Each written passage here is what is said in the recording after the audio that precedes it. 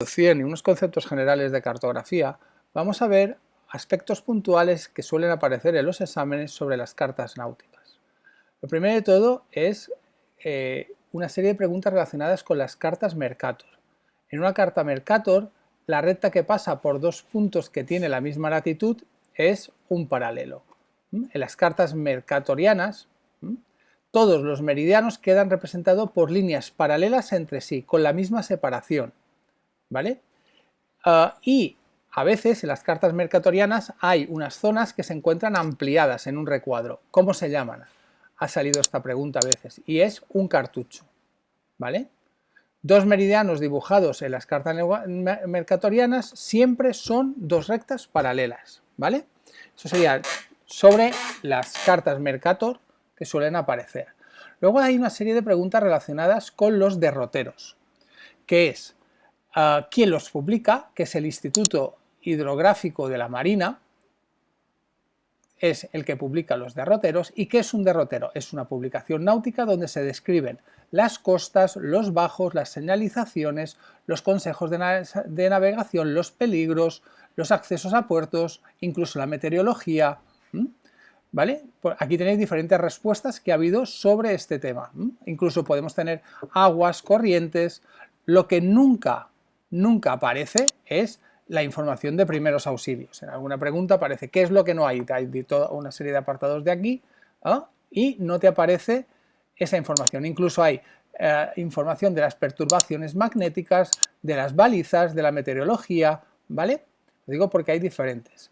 Y otra de las preguntas relacionadas con las publicaciones es qué se entiende por sonda en el LAT, en el Lowest Atmospheric Tide, ¿vale? Es la profundidad del nivel del mar en condiciones meteorológicas medias en el momento de mayor bajamar astronómica.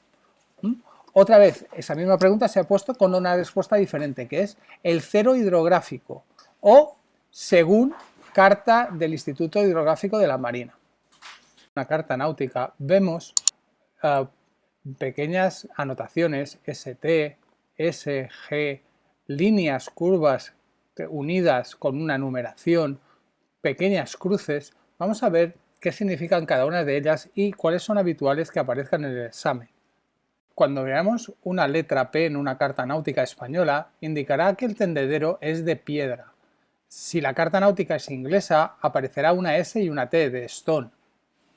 De igual forma, puede aparecer una W y una K, que significa la existencia de un naufragio.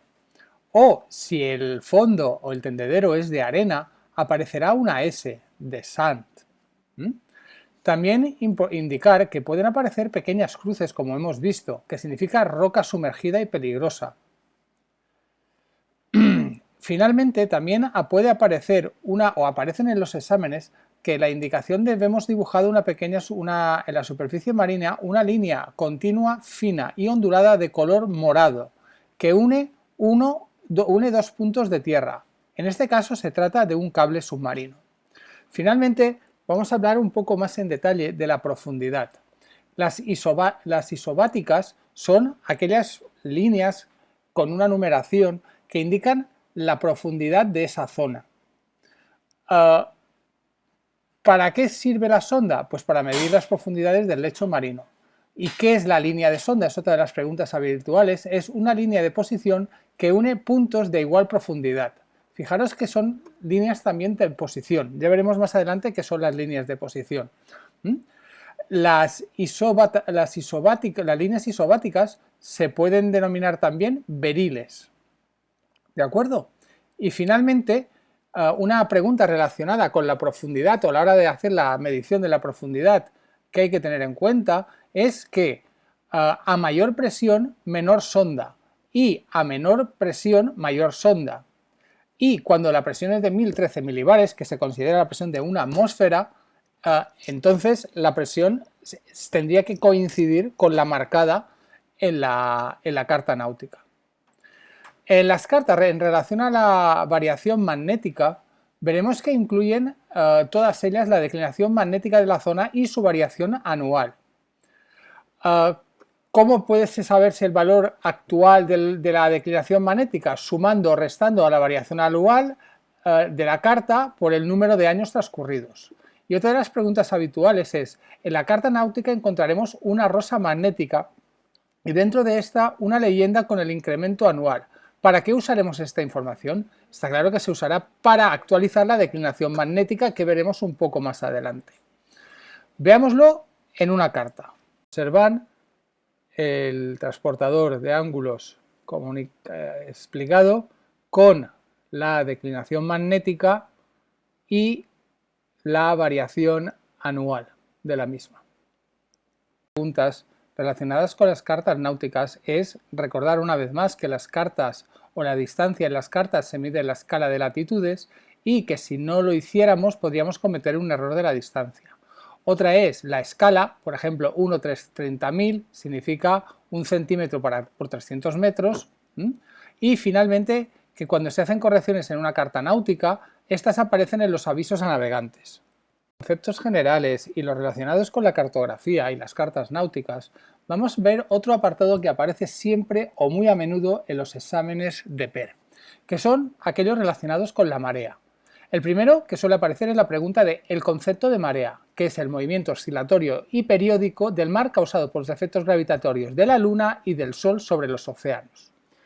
A partir de ahí, ya específicos. ¿Qué es la amplitud en una marea?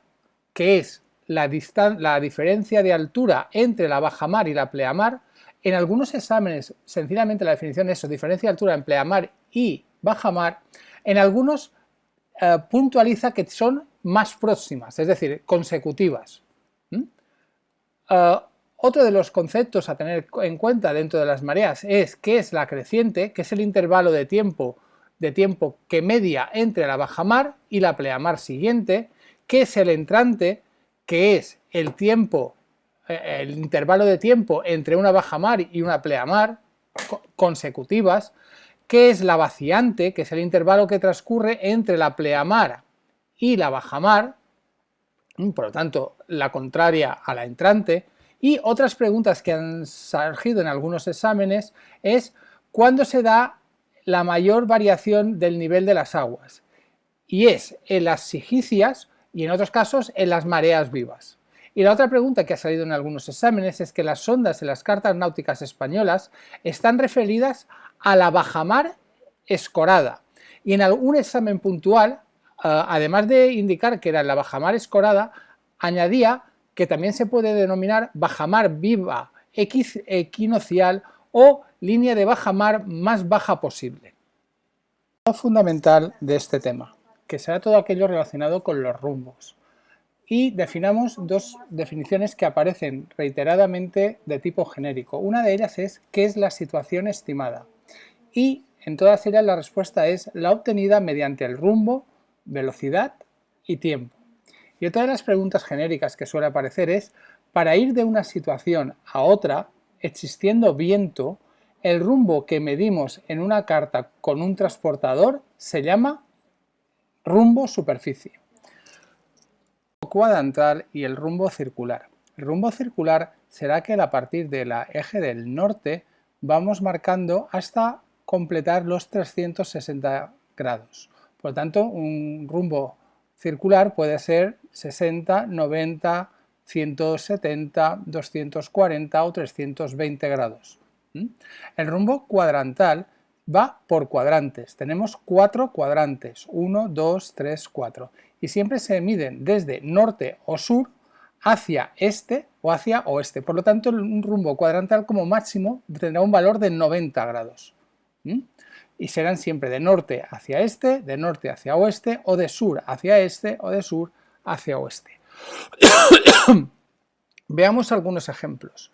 Por ejemplo, 1 sur 20 este significará desde el sur 20 grados, o lo que es lo mismo en circular, de 160 grados. ¿De acuerdo? Otro sería, por ejemplo, 1 cuadrantal sur-este, ¿cuánto equivale 1 de 135 en el cuadrantal? 135 son 90 más 45, por lo tanto en sur-este será de 45 sur-este. Y así tenemos aquí diferentes ejemplos del mismo tipo, para que puedas ir haciendo. Por ejemplo, otro ejemplo sería rumbo cuadrantal circular, en este caso coincide 57 grados, está dentro del primer cuadrante, por lo tanto nor 50 este o 57 grados en circular.